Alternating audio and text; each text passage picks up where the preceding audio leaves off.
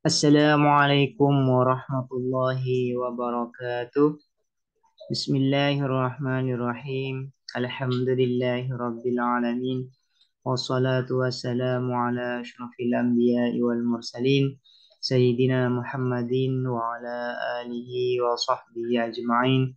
Allahumma faqihna fid din wa 'allimna at-ta'wil amma ba'du. Sekarang kita akan membaca kitab Syarah Tuhfatul Ikhwan, Syarah Tuhfatul Ikhwan fi Ilmil Bayan yang dikarang oleh Imam Ad-Dardir. Ya. Kitab ini termasuk fan ilmu balaghah, tapi fokus kitab ini hanya membahas terkait ilmu bayan. Namun sebelum membaca kitab ini, marilah kita membaca surah Al-Fatihah terlebih dahulu. Kita hadiahkan kepada pengarang kitab ini, yaitu Al-Imam Ad-Dardir. Al-Fatihah. A'udzu billahi minasyaitonir rajim. Bismillahirrahmanirrahim. Alhamdulillahi rabbil alamin. Ar-Rahmanir Rahim. Maliki yaumiddin. Iyyaka na'budu wa iyyaka nasta'in. Ihdinas siratal mustaqim.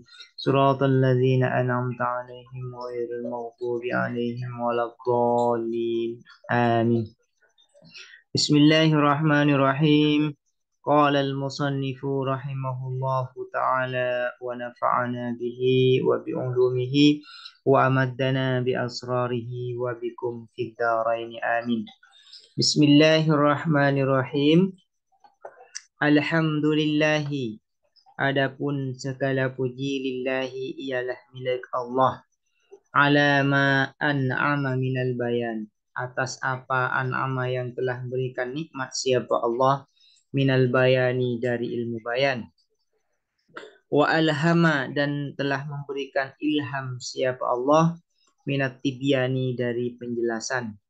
Wassalatu wassalam, adapun salawat wassalamu dan keselamatan ala sayyidil anami ialah semoga tercurah atas pemimpin seluruh manusia. Maksudnya di sini Sayyidil Anam adalah Nabi Muhammad sallallahu alaihi wasallam, wa ala alihi dan juga semoga atas keluarganya Sayyidil Anam, wa ashabihi dan para sahabat Sayyidil Anam, al-a'immati yang menjadi imam semuanya, al-a'lami yang alim semuanya. Wa ba'du dan setelahnya, setelah membaca basmalah dan hamdalah, fahadha maka ini syarhun adalah syarah, latifun yang halus atau tipis, ala risalati atas risalah, allati ja'altuha yang aku menjadikan, ha terhadap risalah, fi bayanil majazi di dalam menjelaskan majaz, wat tashbihi dan tashbih, wal kinayati dan kinayah. Yuwaddihu menjelaskan apa syarah, ma'aniha terhadap makna-makna risalah, wa yahullu dan menguraikan apa syarah, mabaniha terhadap struktur-struktur risalah atau susunan-susunan kata ar-risalah. Jadi kitab ini terdiri dari dua ya, yaitu terdiri dari matan dan syarah. Nah, baik matan dan syarah ini sama-sama dikarang oleh Imam Ad-Dardir. Nah, ini yang ada di dalam kurung dan hurufnya tebal, ini adalah matannya. Sementara di luar kurung yang hurufnya lebih kecil itu adalah syarahnya. Syarahnya. Nah, Imam Ad-Dardir awalnya mengarang kitab yang berbentuk risalah, khusus membahas, menjelaskan terkait majaz, tasbih, dan kinayah. Nah, penjelasan terkait majaz, tasbih, dan kinayah ini di dalam ilmu balaghah dikenal dengan ilmu bayan.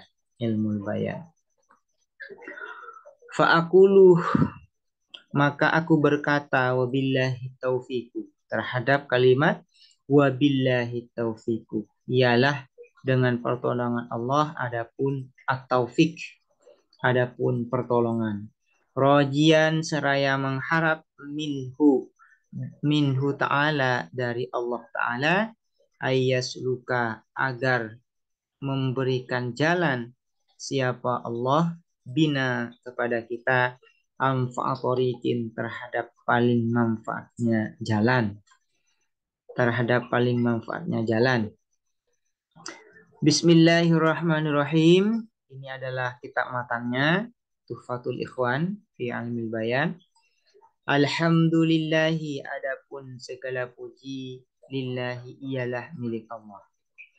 Ibtada'ah memulai siapa musannif pengarang kitab ini yaitu Al-Imam Dardir bihima dengan keduanya Bismillahirrahmanirrahim dan Alhamdulillah hadhir risalata terhadap risalah ini. Kenapa musannif memulai dengan Bismillah dan Alhamdulillah terhadap kitab risalahnya ini? Di dalam kitab risalahnya ini iktidaan bil kitabil majidi ialah karena mengikuti bil kitabil majidi dengan Al-Qur'an Al-Majid yang agung. Pertama karena mengikuti kepada Al-Qur'an, karena mengikuti Al-Qur'an. Al-Qur'an diawali dengan basmalah dan alhamdulillah, yaitu yang ada di surat Al-Fatihah. Bismillahirrahmanirrahim. Alhamdulillahirabbil alamin. Nah, ini alasan Imam Dardir, pengarang kitab matan ini, yaitu Tuhfatul Ikhwan, memulai risalahnya dengan basmalah dan alhamdulillah, yaitu karena mengikuti Al-Quran. Alasan yang kedua, wa amalan bihaditsayil basmalati wal hamdalati al-ma'lumaini, dan karena mengamalkan bihaditsayil basmalati wal hamdalah dengan dua hadis basmalah dan hamdalah al-ma'lumaini yang diketahui keduanya. Dan juga selain mengikuti Al-Quran dan juga mengamalkan dua hadis basmalah dan alhamdulillah. Di antaranya yang paling terkenal itu kullu amrin ibadin la yubda'u bilhamdulillah la yubda'u bibismillah fahuwa aqta. Nah, karena mengikuti hadis ini, musannif atau Imam Dardir memulai risalahnya dengan basmalah dan alhamdulillah. Wa min sama, dan dari itu dari iktidaan bil kitabil majid wa amalan bihaditsayil basmalah wal hamdalah, taroka meninggalkan musannif al-atifa pada huruf ataf, tambihan karena mengingatkan, ala anna kullan bahwa sesungguhnya masing-masing, minhuma dari keduanya basmalah dan hamdalah, maksudun ialah disengaja bil ibtidai dengan permulaan. Karena itu, karena ingin mengikuti Al-Quran dan mengamalkan dua hadis basmalah dan alhamdulillah, makanya musannif di sini yaitu Imam Dardir tidak menyebutkan huruf ataf di antara basmalah dan hamdalah. Yaitu bismillahirrahmanirrahim, di sini langsung alhamdulillah. Musannif di sini tidak mengatakan bismillahirrahmanirrahim walhamdulillah. Nah, kenapa musannif tidak menyebutkan huruf ataf sebelum lafadz hamdalah? Karena untuk mengingatkan bahwasanya baik basmalah dan hamdalah ini memang disengaja untuk dijadikan permulaan di dalam kitab risalah ini. Selanjutnya, Wassalatu wassalamu ala Rasulillah. Adapun salawat wassalamu dan keselamatan ala Rasulillahi ialah semoga tercurah atas Rasulullah sallallahu alaihi wasallam. Al makna adapun maknanya wa'at lubu. Ialah wa'at lubu dan aku memohon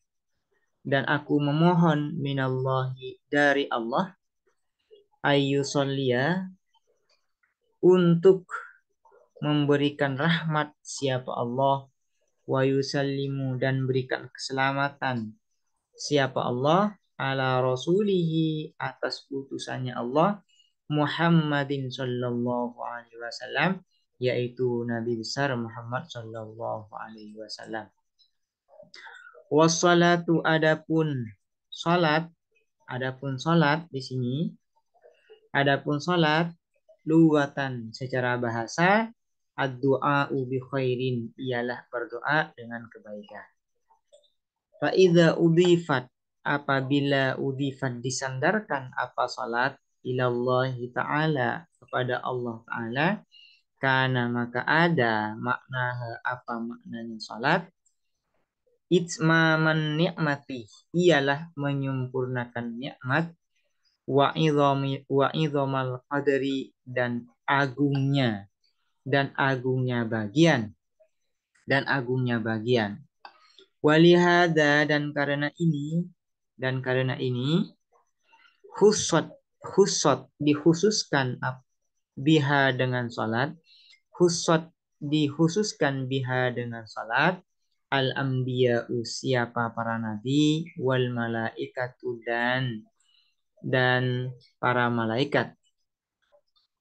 Fala tutlabu maka tidak diminta apa salat li ghairihim untuk selain anbiya dan malaikat illa tab'an kecuali karena ikutan wassalamu dan adapun salam at-tahiyatu ialah penghormatan. Ini sholat itu secara bahasa adalah berdoa dengan kebaikan. Ketika sholat ini disandarkan kepada Allah Subhanahu wa Ta'ala, maka maknanya adalah memohon agar menyempurnakan nikmat dan memberikan bagian atau tingkatan yang agung. Karena itu ya, ketika sholat ini disandarkan kepada Allah Subhanahu wa Ta'ala, maka sholat ini hanya khusus untuk para nabi dan para malaikat.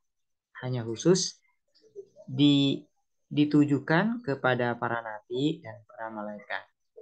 Sehingga selain para nabi dan malaikat, maka selayaknya tidak dimohonkan kepada Allah agar memberikan salawat kepada selain para nabi dan para malaikat, kecuali karena ikutan. Misalnya para sahabat Nabi, maka tidak selayaknya atau bahasa kasarnya tidak boleh kita mengatakan sallallahu ala Abi Bakrin. Semoga Allah memberikan rahmat kepada Abu Bakar. Nah, ini kan salat disandarkan kepada Allah Subhanahu wa Ta'ala yang mana maknanya adalah menyempurnakan nikmat. Nah, yang berhak mendapatkan doa salat yang disandarkan kepada Allah ini hanya para nabi dan para malaikat. Sementara selain para nabi dan para malaikat itu tidak berhak.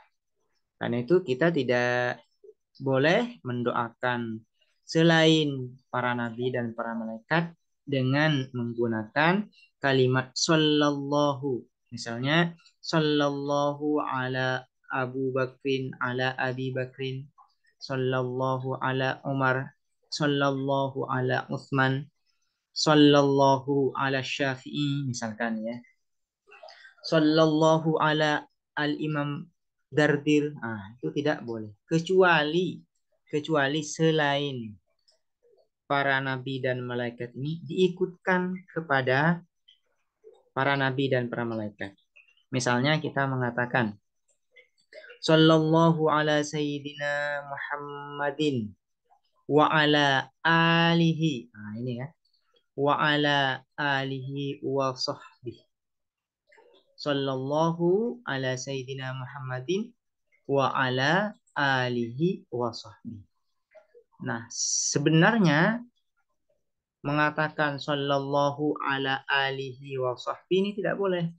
Nah, cuman karena alihi dan wasahbihi ini diikutkan kepada Nabi, maka itu tidak masalah.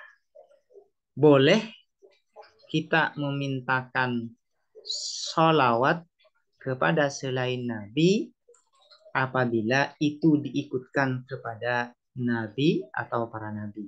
Nah, ini. Kalau tidak diikutkan, maka itu tidak boleh. Misalnya kita mengatakan sallallahu ala ali Muhammadin misalnya wa sahbi. Ini tidak boleh. Baru boleh kalau diikutkan pada Nabi sallallahu ala sayyidina Muhammadin wa ala alihi wa sahbi. Kenapa? Karena yang berhak mendapatkan doa solat ini yang berhak mendapatkan doa solat yang maknanya adalah itmamun nikmah wa idhamil qadri adalah para nabi dan para malaikat. Sementara selain para nabi dan malaikat tidak berhak, kecuali selain para nabi dan para malaikat ini diikutkan kepada para nabi dan para malaikat. Wassalamu at-tahiyyat. Sementara makna salam itu adalah penghormatan. Hadhihi ini ay al-mu'allafatul hadiratu fil dhihni ay akli, yaitu karya karangan al-hadiratu yang hadir fil dhihni di dalam pikiran. Ini isinya hadhi ini. Artinya karangan yang ada di dalam pikiran. Nazzalaha memposisikan musannif terhadap al-mu'allafa al-hadira fi dhihni manzilatal mahsusi, seperti posisi sesuatu yang bisa diindra, bijami'it tahqiqi, dengan sama-sama tahqiq terwujud nyata ya. Terwujud nyata. Fa asyara, maka kemudian memberikan isyarah siapa musannif ilaiha terhadap al-mu'allafa al-hadira fi dhihni biqaulihi, dengan perkataan musannif hadhihi, yaitu hadhihi ini menunjuk pada makna yang ada di pikiran musannif. Risalatun latifatun. Hadhihi risalatun latifatun. Ini adalah risalah latifatun yang tipis. Ai saghiratun jiddan. Apa makna dari risalatun latifatun ini? Yaitu saghiratun jiddan, yaitu kecil sekali. Fi bayanil majazi mutlaqan, di dalam menjelaskan majaz secara mutlak. Wa fi bayani tashbihi, dan di dalam menjelaskan tashbih. Wa fi bayanil kinayati, dan di dalam menjelaskan kinayah. Ala sabilil ikhtisari, atas jalan ikhtisar, ringkas. Ai ala tariqil ikhtisari, atas jalan ringkas. Wa huwa, adapun ikhtisar, taklilul lafzi, ialah menyedikitkan lafaz, ma'akasrotil makna, beserta banyaknya makna. Selain ikhtisar, wa ala sabilil ikhtisar, dan atas jalan ikhtisar menyukupkan, ala ba'dil aksami, atas sebagian pembagian-pembagian, wa ala madhabil qaumi, dan atas madhab kaum. Yang dimaksud madhab kaum di sini ialah madhabul jumhur min ulama'il bayaniyin, yaitu pendapat jumhur mayoritas ulama bayan. Takriban karena mendekatkan atau memudahkan lil mubtadi kepada pemula, Jadi ini kitab Tuhfatul Ikhwan merupakan risalah yang tipis dalam menjelaskan ilmu bayan. Ilmu bayan itu yaitu ilmu yang berisi terkait penjelasan terkait majas, tasbih, dan kinayah. Kitab ini sangat ringkas, artinya lafadznya sedikit, cuman tidak mengurangi isinya, tidak mengurangi maknanya. Dan juga selain ringkas, maknanya lafadznya sedikit, juga iktisor, hanya menyukupkan pada sebagian pembagian saja. Artinya banyak bagian-bagian yang tidak disebutkan oleh pengarang kitab ini. Pengarang kitab ini yaitu Imam Dardir hanya menyukupkan pada sebagian pembagian, misalnya majas, misalnya pembagian majas ini ada 5, maka kayak musonif Imam Dardir hanya menyebutkan 2 saja misalnya.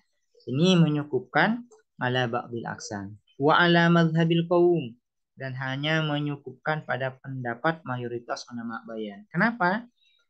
Musonif melakukan ini karena untuk memudahkan kepada orang yang baru belajar ilmu balaghah atau secara khusus baru belajar ilmu bayan. Ja'altuha, menjadikan aku terhadap risalah tuhfatan akan hadiah, ai hadiyatan mustahzrafatan, hadiah yang berharga, lil ikhwani, bagi saudara-saudara ikhwan, jam'u akhin. Ikhwan ini adalah jam'u akhin, jamak dari lafaz akhin.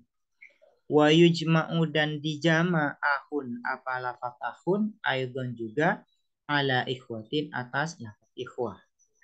Nah, ini risalah ini musannif menghadiahkan ya sebagai hadiah bagi teman-temannya atau saudara-saudaranya yang ingin belajar ilmu bayan.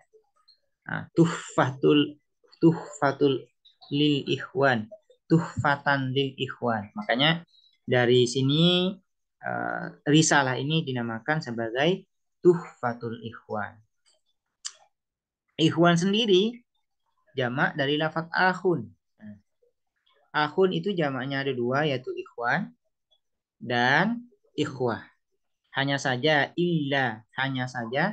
annahu sya'al ikhwan, sesungguhnya sya'a masyhur al ikhwanu, apa lafaz ikhwan, fi jam'i akhin, di dalam jamaknya lafaz akhun, bimakna sahib, dengan makna sahib atau teman. Wal ikhwatu, dan ikhwah, fi jam'i akhin, di dalam jamaknya akhin, minan nasabi, dari nasab. Cuman ada perbedaan, meskipun lafaz akhun ini bisa dijamak dengan lafaz ikhwan dan ikhwah, namun penggunaannya itu berbeda. Ikhwan itu masyhur digunakan pada teman ya, saudara yang maknanya teman. Sementara ikhwah digunakan untuk makna saudara yang mana yaitu saudara dari nasab. Saudara dari nasab. Do'afa, semoga melipat gandakan, aikatsara, semoga memperbanyak, Allahu, siapa Allah, li, terhadapku, walahum, dan terhadap ikhwan, al-ujura, akan pahala-pahala. Jam'u ajrin, ujur ini adalah jamak dari lafaz ajrin. Wa huwa, adapun ajrin, miqdarun adalah ukuran minal jazai dari balasan fi nadhiril amali di dalam bandingan perbuatan. Ya, pahala itu adalah balasan dari sebuah perbuatan, dari sebuah amal. Nah, balasan yang karena kita melakukan sesuatu, misalnya sholat, atau kita melakukan puasa, nah balasannya disebut dengan ajrun. Balasannya disebut dengan ajrun. Wal ihsana dan ihsan, kebaikan. Ihsan ini atfu amin ala khosin, yaitu mengatofkan lafadz yang am, yang umum, ala khosin atas lafadz yang khos. Wujur dan ihsan ini lebih umum ihsan. Sementara wujur lebih khusus daripada lafadz ihsan. Kenapa? Karena wujur ajrun, ya pahala ini adalah pemberian karena melakukan sesuatu. Sementara ihsan adalah pemberian baik karena melakukan sesuatu atau tidak. Wa fihi dan di dalam atfu amin ala khosin ini, ya mengatofkan lafadz ihsan terhadap lafadz ujur, isyaratun adapun isyarah ila annal abda, bahwa sesungguhnya hamba, la yastahiqu ialah tidak berhak siapa abdu, alallahi atas Allah Ta'ala, syai'an akan sesuatu, fi nadhiri amalihi di dalam bandingan perbuatan abdu, ala annahu bahwa sesungguhnya la amalalahu fil haqiqati tidak ada amal atau perbuatan lahu bagi abdu fil haqiqati secara hakikat. Berdasarkan ayat wallahu khalaqakum wa ma ta'malun, wallahu adapun Allah, khalaqakum ialah menciptakan siapa Allah kum terhadap kalian, wama dan apa ta'malunah yang kalian kerjakan. Nah ini ya, mengatofkan lafadz ihsan terhadap lafadz ujur ini merupakan isyarah bahwasanya seseorang tidak berhak mendapatkan sesuatu karena dia berbuat. Misalnya kita melaksanakan sholat, maka sebenarnya kita tidak berhak menuntut kepada Allah, ya, menuntut kepada Allah agar kita diberi pahala, tidak berhak. Kenapa? Karena pada hakikatnya kita tidak memiliki perbuatan apapun, ya. Kita bisa berbuat karena Allah menghendaki kita berbuat. Kita melakukan sholat misalnya karena Allah menghendaki kita untuk melakukan sholat. Karena itu kita tidak berhak menuntut kepada Allah atas imbalan ya, karena kita telah berbuat sesuatu. Misalnya kita berbuat dan melaksanakan sholat. Ini berdasarkan ayat Allah yang menciptakan kalian, wa ma ta'malun dan apa yang kalian kerjakan. Walau sulimah andaikan diterima apa amalul abdi, walau sulimah andaikan diterima annalahu amal, kalau diterima bahwa seseorang itu memiliki perbuatan, lam ya'ud maka tidak kembali alaihi atas Allah subhanahu wa ta'ala, minhu dari amalul abdi, naf'un apa manfaat, ta'alallahu maha tinggi Allahu siapa Allah, anzalika dari audun naf'i minhu, kembalinya manfaat atas Allah dari perbuatan hamba itu, uluan dengan tinggi, kabiron yang besar, ya. Fakaifa maka bagaimana yasihu sah al-qaulu apa perkataan biwujubi sholahi dengan kewajiban berbuat baik, alladzi yang minhu dari as-shalah atau dari alladzi ialah dari alladzi al-ajru adapun pahala. Nah, andaikan kita terima misalkan sebagai sebuah kebenaran bahwa seseorang itu memang memiliki perbuatannya sendiri, maka tidak ada apapun, tidak ada manfaat apapun yang kembali kepada Allah Subhanahu wa taala. Artinya Allah tidak mendapatkan manfaat apapun dari perbuatan seorang hamba. Sehingga Allah tidak perlu dituntut untuk memberikan pahala atas perbuatan seorang hamba. Misalnya, andaikan